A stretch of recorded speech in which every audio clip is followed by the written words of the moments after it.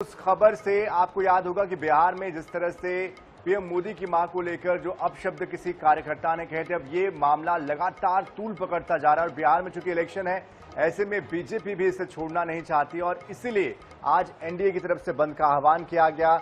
जगह जगह पर इसका असर भी देखने को मिला, कुछ जगह पर मिला जुला असर रहा।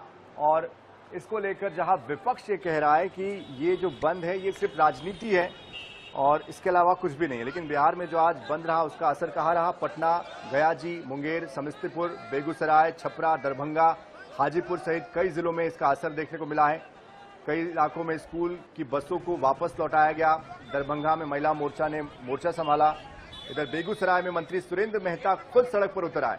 मुजफ्फरपुर में NH 27 को जाम कर दिया गया। RAF और कार्यकर्ताओं के बीच नोकझोंक की खबरें भी आई। मामले को किस तरह शांत किया गया, कांग्रेस और आरजेडी के दफ्तरों की सुरक्षा बढ़ा दी गई और पटना में 2000 से ज्यादा पुलिस कर्मियों को तैनात भी किया गया।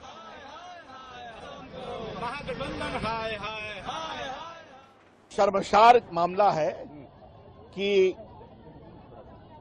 प्रधानमंत्री की स्वर्गीय माता जी का भद्दी भद्दी गालियां दी गई और आप साहब अभी तक आपको शर्म नहीं है कि एक बार हम क्षमा मांगे, एक बार कहें कि ये ठीक नहीं था।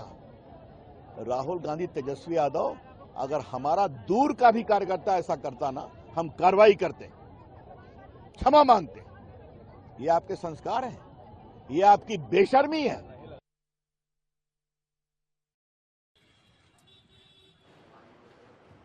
तो देखिए, बिहार में अब इस पूरे मुद्दे को उठाने की कोशिश हो रही है।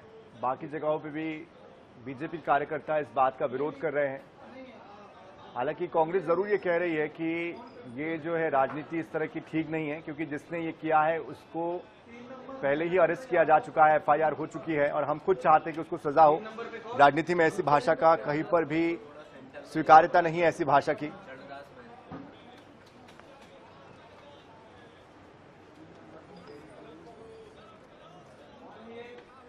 तो देखिए, पीएम ने भी इस बात को उठाया था और पीएम ने भी इसी विषय को लेकर ये कहा था कि जो अपमान है ये सिर्फ मेरी माता का अपमान नहीं, मेरी मां का अपमान नहीं, बल्कि देश के। और इस बीच हमारे साथ भूपेंद्र यादव, भारतीय जनता पार्टी के प्रवक्ता भी जुड़ चुके हैं। भूपेंद्र जी, आपको नहीं लगता अब इस बयान को लेकर राजनीति हो रही है और सीधे सीधे ये बिहार के चुनाव को मद्देनजर रखते हुए किया जा रहा है, और ये कितनी उचित राजनीति है, ये कितनी सही राजनीति की इस बयान को लेकर इतना बड़ा प्रोपेगेंडा करना? ऐसा है, ये प्रोपेगेंडा नहीं है मेरे भाई, ये हमारे देश के प्रधानमंत्री आदरणीय नरेंद्र मोदी जी के दिवंगत मां को अपमान भरी टिप्पणी इंडी गठबंधन के मन से, भरे मन से किया गया और इन लोगों ने स्वीकार तक नहीं किया। तो इस मामले को लेकर के पूरे बिहार की आम आवाम, 14 करोड़ बिहार की जनता इस बात के लेकर के आक्रोश में है। और आज पूरे बंदी हुई शांतिपूर्वक और किसी प्रकार का ये नहीं हुआ। हम लोग बहुत सभ्य तरीके से जो है ना बंदी को सफल बनाया और पूरे सोसाइटी को, लोगों को किसी प्रकार की दिक्कत नहीं हुई। इस बात को बंदी कैसे किया जा सकता है, ये इंडी गठबंधन के लोग, खास करके राजद के कार्यकर्ता हम लोगों से सीखें। जिस प्रकार देश के अंदर में आदरणीय नरेंद्र मोदी जी 140 करोड़ जनता के द्वारा चुनी गई सरकार का प्रधानमंत्री हैं, वो सबके होते हैं, लेकिन आज देख लीजिए पूरे बिहार को शर्मसार लोग किया। अरे भाई, उस दिन स्टेज से चढ़ करके गाली देने का हमारे साथ इंजीनियर हेमंत कुमार भी जुड़ चुके हैं, कांग्रेस के प्रवक्ता है। हेमंत जी, इस बंद को आज कैसे देखते हैं बिहार के, क्योंकि ये तो भूपेंद्र यादव जी जुड़े हुए कह रहे हैं कि बिहार की जनता का, देश की जनता का अपमान है और माफी भी आप लोगों ने मांगी नहीं, तो माफी मांगने वाले हैं क्या आप लोग?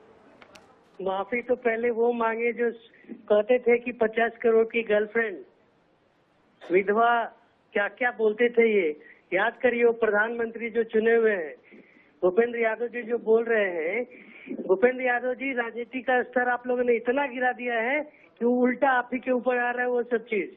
और यहाँ कोई जो आदमी मन से जाके गाली दिया था वो आपका द्वारा भेजा गया था।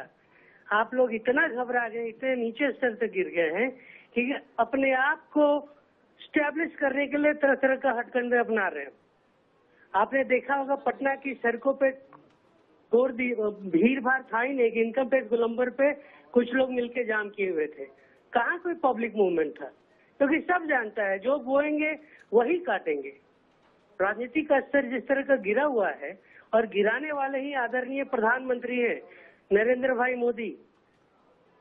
भूपेन जी, तो जैसा बुराएंगे ये वैसा मिलेगा राजनीति का उनको। स्तर गिरा कौन रहा है और ये प्रतिस्पर्धा आपस में आप लोग क्यों कर रहे हैं? क्यों बिहार के मुद्दे क्या कम पड़ गया आप लोगों को जो आप इस तरह की प्रतिस्पर्धा चला रहे हैं?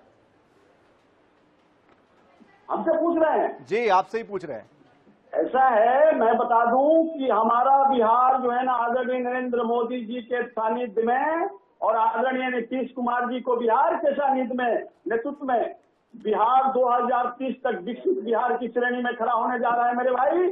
विकास के मुद्दा पर ही हम लोग इलेक्शन लड़ने जा रहे हैं पूरे प्रदेश के अंदर में, और इस पूरे प्रदेश की आम आवाम जनता हमें 2025 में वोट दे करके जो है ना हमको पुनः सेवा करने का अवसर देगा।